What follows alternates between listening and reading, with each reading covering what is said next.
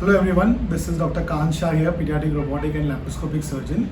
Welcome to another episode of Surgical Sense. In this series we cover pediatric surgical conditions जहां बच्चों को surgery लग सकती है, उस चीज़ों के बारे में हम बातें करते हैं। आज हम बात करने वाले हैं अनडिसेंडेड टेस्टिस, मतलब वो टेस्टिस या वो गोटी जिन लड़कों में वो पूरी तरह से नीचे नहीं उतरी है। तो सबसे पहले ये अनडिसेंडेड टेस्टिस क्या होता है? अनडिसेंडेड टेस्टिस मतलब अगर आपके पीडियाट्रिशियन या आपने आपके बच्चे के सैक में, मतलब स्क्रोटम में, मतलब जो प्राइवेट पार्ट होते हैं वहाँ पे जो थैली होती है उसमें अगर एक या दोनों बाजू में टेस्टिस यानी गोटी नहीं देखी है तो इसको अनडिसेंडेड टेस्टिस कहते हैं। हो सकता है कि ये बात आपके पीडियाट्रिशियन ने आपके बच्चे के बारे में आपको बताई हो और हो सकता है कि ये खुद आपने नोटिस किया हो। सबसे पहले ये ज़रूरी है कि आप पैनिक ना करें क्योंकि ये चीज़ बहुत कॉमन है एंड ये भी पॉसिबल है कि फर्स्ट 6 मंथ्स बच्चे में ये अपने आप भी नीचे आ सकती है। नीचे आ सकती है का मतलब है कि जब ये टेस्टिस बनती है तो ये पेट में किडनी के पास बनती है और धीरे धीरे प्रोग्रामिंग से ऑटोमेटिकली वो नीचे उतर जाती है क्योंकि उसको थोड़ा सा कम टेम्परेचर अपने बॉडी से कम टेम्परेचर लगता है अच्छे ग्रोथ के लिए। ये प्रोग्राम कभी कभी थोड़ा धीमा या स्लो हो सकता है, उसकी वजह से फर्स्ट 6 मंथ्स में भी ये प्रोसेस कंप्लीट हो सकता है, लेकिन कुछ बच्चों में ये कम्प्लीटली फेल हो जाता है और टेस्टिस नीचे नहीं आ पाती है। तो टेस्टिस जब नीचे नहीं आती है तो उसमें प्रॉब्लम्स क्या हो सकते हैं कि या तो वो जहाँ है वहाँ वो ख़राब हो जाए, उसका ग्रोथ ना हो, उसमें थोड़ा सा हायर रिस्क ऑफ कैंसर होता है और कभी कभी वो ट्विस्ट हो सकती है और इसकी वजह से वो टेस्टिस पूरी ख़राब भी हो सकती है। तो ये बहुत ज़रूरी है कि हम ये डिटरमाइन करें कि बच्चे का टेस्टिस का जो इश्यू है ये क्या है एग्जैक्टली। तो जब आप डॉक्टर के पास, एक पीडियाट्रिक सर्जन के पास आते हो, हम इस अनडिसेंडेड टेस्टिस को 2 चीज़ों में क्लासीफाई करते हैं। एक वो टेस्टिस जो हमको फील होती है बच्चे के ग्रॉइन में, मतलब जांघों के एरिया में, या तो स्क्रोटम में थोड़ा सा ऊपर, इसको हम पैल्पेबल टेस्टिस कहते हैं, मतलब ये हम फील कर पाते हैं। जो टेस्टिस हम फील कर पाते हैं वो टेस्टिस के चांसेस काफ़ी ज़्यादा है कि फर्स्ट 6 मंथ्स बच्चे के लाइफ में वो अपने आप नीचे आ जाए। लेकिन अगर फर्स्ट 6 मंथ्स में नीचे वो नहीं आया है, मतलब वो प्रोग्राम फेल हो गया है, तो उसको सर्जरी करके हम उसको नीचे ले आते हैं। इस सर्जरी को कहते हैं ऑर्किडोपेक्सी।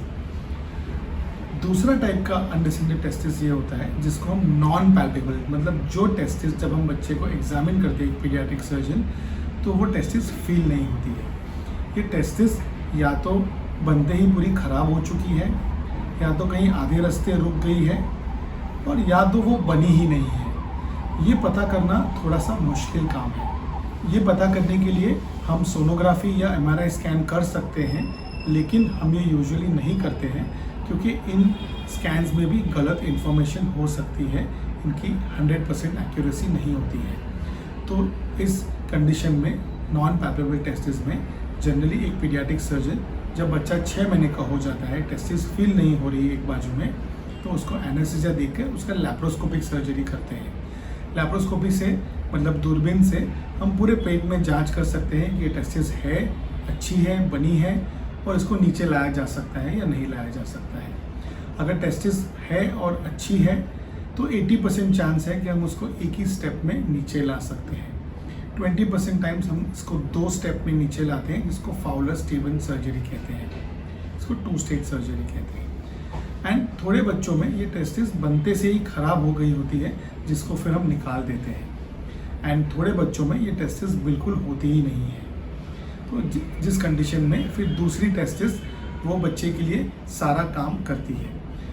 तो पेरेंट्स का सबसे बड़ा क्वेश्चन ये है कि समझो एक टेस्टिस नहीं मिलती है या ये टेस्टिस ख़राब हो जाती है, या समझो सर्जरी के बाद भी ये सक्सेस नहीं होता है, जिसका चांस कम है, तो बच्चे की लाइफ पे कोई असर होगा कि नहीं होगा? ये बहुत कॉमन क्वेश्चन है। जब तक एक टेस्टिस अच्छी है और नॉर्मल फंक्शन कर रही है तब तक बच्चे के नॉर्मल जीवन में कोई भी इम्पैक्ट नहीं होता है।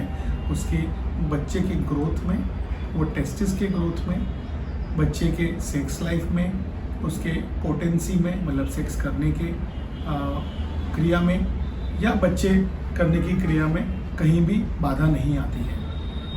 अगर दोनों टेस्टिस छोटे हैं, अनडिसेंडेड हैं, तो फिर ये प्रॉब्लम आ सकता है। पर ऐसे बच्चों में हम लोग जनरली एक पीडियाट्रिक एंडोक्राइनोलॉजिस्ट, मतलब जो हार्मोनल बीमारियों के डॉक्टर होते हैं छोटे बच्चों के, इनका हेल्प या सपोर्ट लेते हैं थोड़े से और जांच पड़ताल करने में। सो टू समराइज, अगर एक बच्चा है जिसको अनडिसेंडेड टेस्टिस है तो आपको एक पीडियाट्रिक सर्जन को दिखाना है। यूजुअली हम 6 महीने तक वेट करते हैं और 6 महीने के बाद अगर टेस्टिस नीचे नहीं उतरी है तो या वो पैल्पेबल है तो सिंपल ऑर्किडोपेक्सी सर्जरी करते हैं।